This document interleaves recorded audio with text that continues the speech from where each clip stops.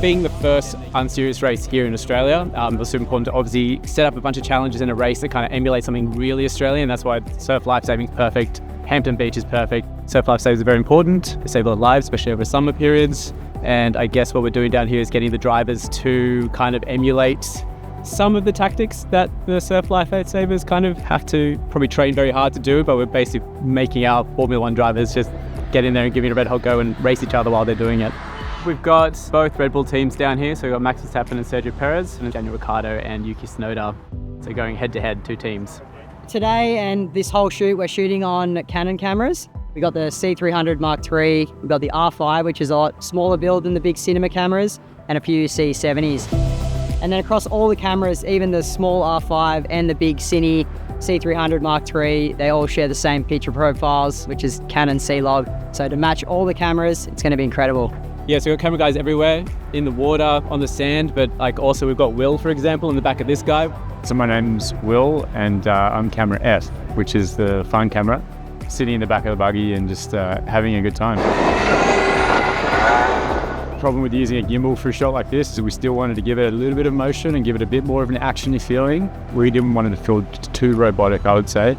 So in the end, yeah, with the R3 and the RF lens, it gave us a really stable image. I think if you look at maybe a first example of what we did without stabilization on or so much stabilization, we really have this image that's going dig, dig, dig, dig, dig. So you can see like there's a lot of movement in the car, a lot of vibration. And then I think what we ended up in at the end was pretty amazing to see that you can get such a still image with no gimbal, just sitting there in the back. Getting a shot like that was amazing. Yeah, we ended up going about twice as fast as we went in practice, but shot turned out sick. Everything worked really well. It's actually the best shot we got all week, so super stoked. Looks amazing.